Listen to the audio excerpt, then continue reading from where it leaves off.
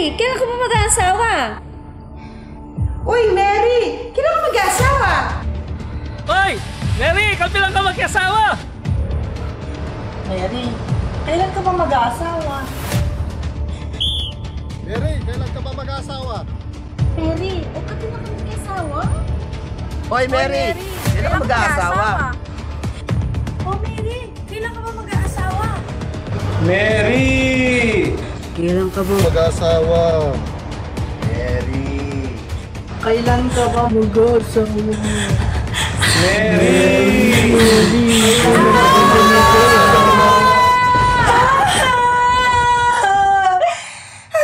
Ano nangyayari? Bakit po di sa managinip nagtatanong sila?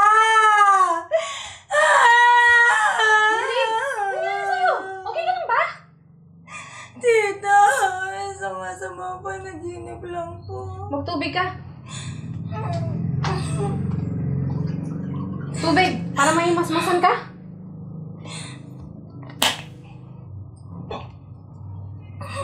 Thank you po, tita. Dapat talaga. May kasama ka na para may nag-aalaga sa'yo. Kailan ka ba mag-aasawa?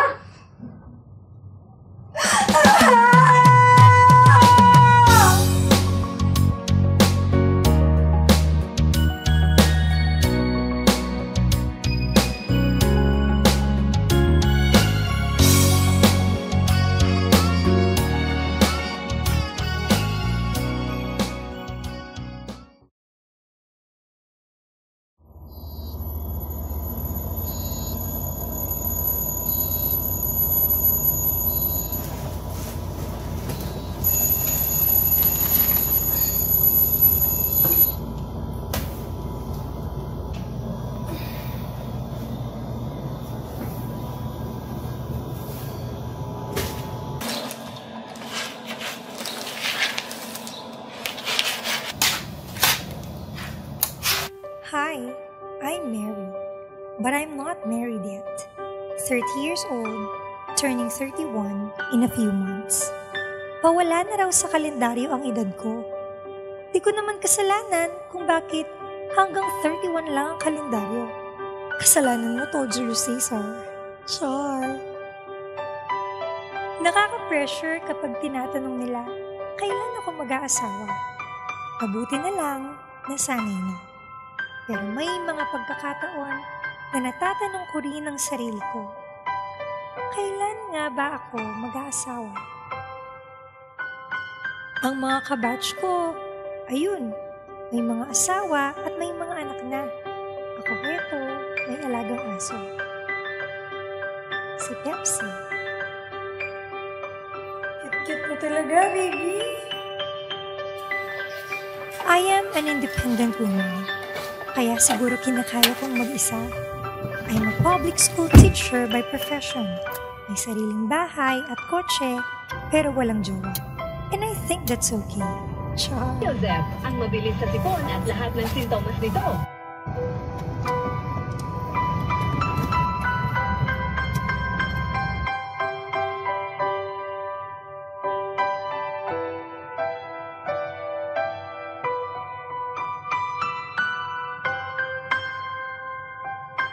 Hanggang kailan ba ako magiging single?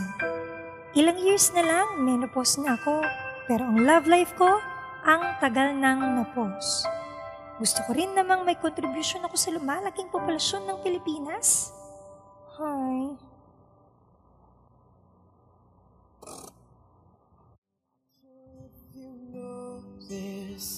But when we first met, I got so nervous I couldn't speak. In that very moment I found the one and my Ma'am! Hello po, ma'am. Ano pong order nyo? Isang order ng salmon, baby back ribs, one Italian pasta, java rice, and hot vanilla latte. Hot vanilla latte. Ilan po sila, ma'am?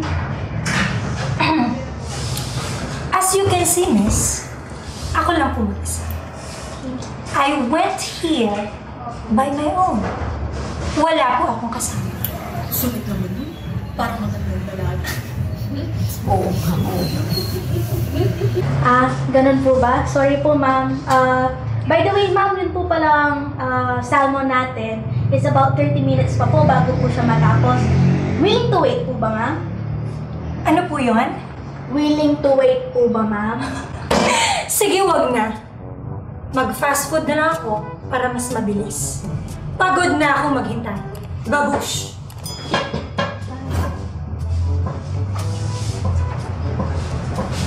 Yung bag ko pala. Bye na talaga! And that's the moral of the story. In life, we have to make tough decisions para sa mga taong mahal natin sa buhay. Kahit paminsan, ang desisyon na yon ay labag sa kalooban natin, pero kailangan natin gawin. Alam niyo ba na lahat ng bahagi ng katawan ng tao ay nasa gitna? Ang ilong natin, nasa gitna. Ang bibig, nasa gitna. Ang dila, ang puso, ang private part natin, nasa gitna. At ang mga magkakatulad naman, nasa kanan at kaliwa. Kagaya na lamang ng ating mga tinga, ng ating mga mata, ating mga kamay at paa. Silang lahat ay nasa kanan at kaliwa. Alam niyo ba kung ano ang naiba? Itong puso. Dahil ang puso natin ay nasa kaliwa. Yes, Jenny? Bakit po nasa kaliwa yung puso natin, ma'am? Because our heart is not always right.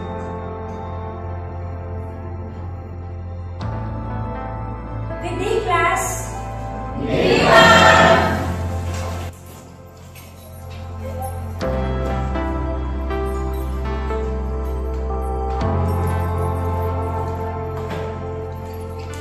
At kung kailan akala natin wala na talaga, biglang may darating at tutulungan tayong maniwala na may... Hi, ma'am. Uy! Ang gwapo! New teacher kasi ako dito sa school, so hindi pa ako masyadong familiar sa mga pasikot-sikot. May saan yung faculty room dito? Okay, so diretsuhin mo lang ang hallway na ito, sir, and then turn right. Yung pangatlong room, makikita mo din ang faculty room. I see. Thanks. You're welcome, sir. By the way, I'm Joseph nga pala. Hindi ba ako sa mukha? Ma'am, are you okay? Bakit ka tumatawa? Ang sabi mo kasi, ang pangalan mo Joseph. Tapos ako naman si Mary. So, Mary and Joseph! Ang funny, di ba? Okay. Nice to meet you, Mary. O para luman kaya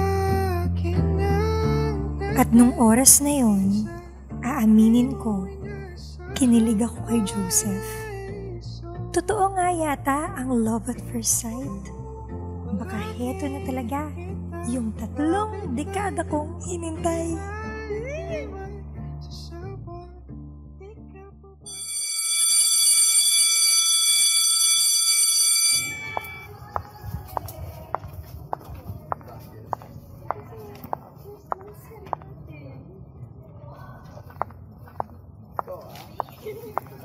Excuse me? Sino advisor ninyo? Bawal ang PDA dito sa school. Sorry po, ma'am. Sinong nagsabing pwede kayong mag-outside dress during class hours? Wash day ba ngayon? Ma'am. First month, sorry po kasi namin ngayon eh. Oh, di kayo na. Happy Mansari. Go back to your classrooms now! Stress sa mga batang ito. Ang sorry daw. Facebook na nga lang.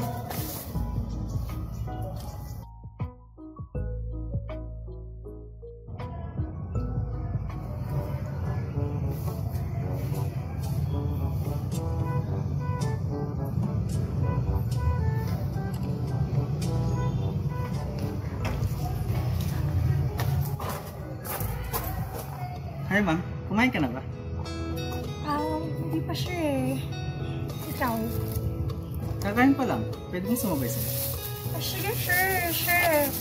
Sure ba yung tama? Alright, thanks. At least may isa na akong kakilala dito sa school. Ano ulam mo, sure? Adobo. Ikaw? Nag-take out lang ako kanina sa fast food. Hindi na kasi ako nakakapagluto. Sige, kain na tayo. Lord, salamat po sa food na ito. Salamat rin po kasi kasabay kong kumain si Joseph. Sana po tuloy-tuloy na. Amen. Let's eat! Kamusta naman ang pagtutulog mo, sir? Ayun, medyo nakakapagod. Pero nag-enjoy naman. Mabilis kaming nakapagpalagayan ng loob ni Joseph. Siguro, dahil araw-araw ko siyang kasama sa work. Ganito pala ang pakiramdam ng in love. Hindi ko siya pinag-pray sa Panginoon, pero dumating siya. And He just made me feel na kahit 30 years old na ako, marunong pa palang kiligin ang lola mo.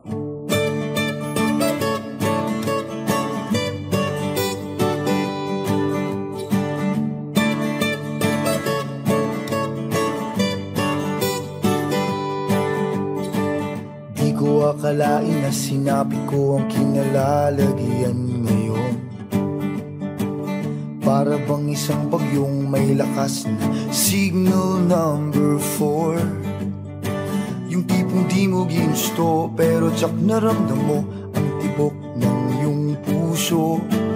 Teka Lord, sandali lang, galing ba to sa iyo? Gusto kong manigurado, ayokong lumayo sa plano mo. Dahil the best yung galing sa'yo. Ayokong lumayo sa kalooban mo. Kung itong nadaramay hindi galing sa'yo, please Panginoon, pakitanggal po. Ayokong pangunahan ang plano mo. Pero kung siya na talaga, huwag ka tulungan mo ko. Ayokong mabulilyaso ang plano mo.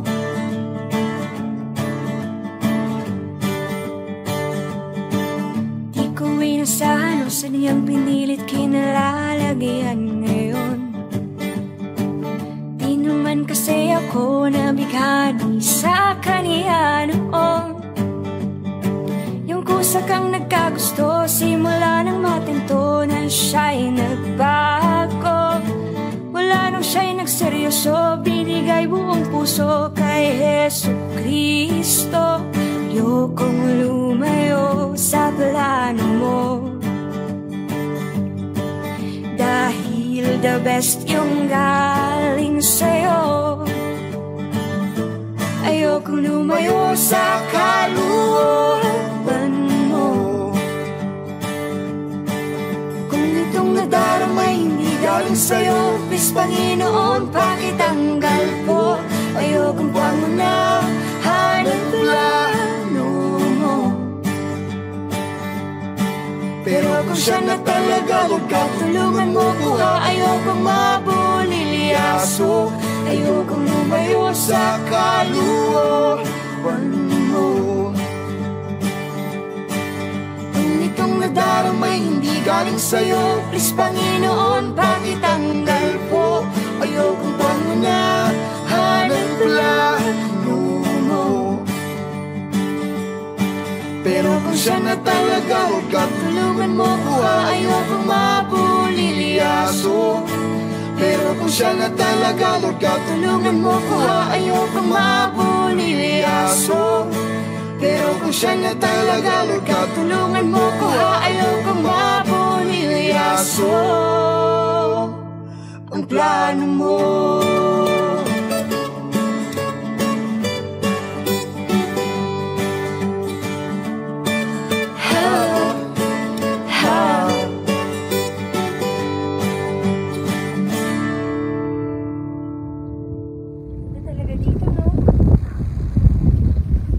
Parang ikaw.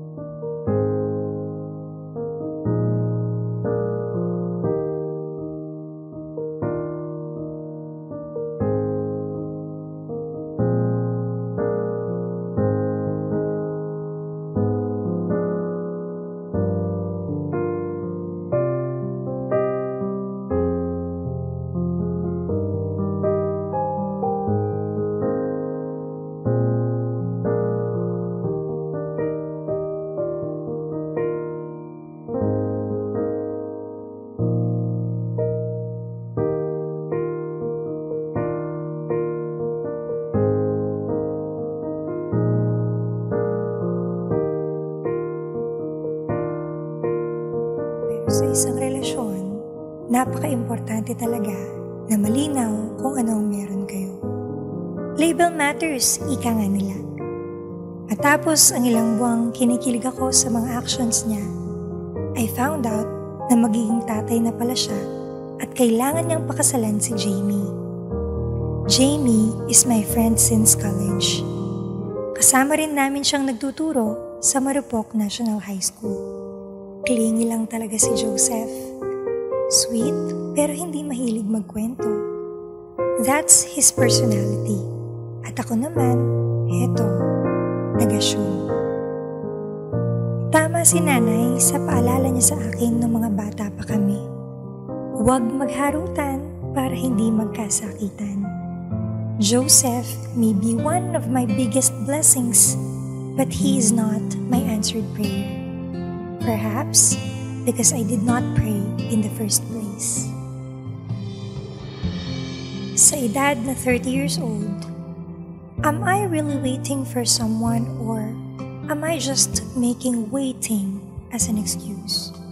Baka wala naman talaga akong hinihintay? Di ko alam. Ako ang kayakap, pero isip mo siya. Pero may darating man o wala, patuloy kong pupurihin si Lord at patuloy pa rin akong maglilingkod. Hindi ko na pipilit pa. In my season of waiting, may isang bagay na itinuro sa akin ng Panginoon. Ang pagiging single ay hindi isang sakit na kailangan nating lunasan. Ang pagiging single ay hindi kailanman kakulangan dahil natagpuan ko kay Kristo mismo ang aking kabuuan.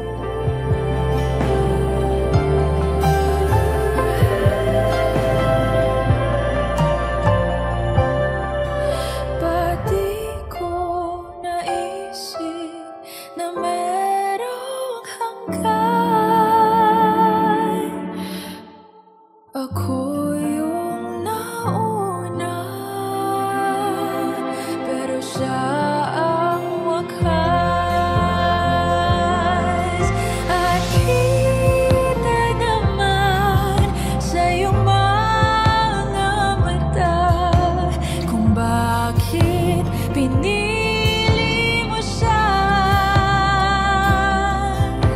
Mahirap labanan ang tinatahana. Pinapaubaya,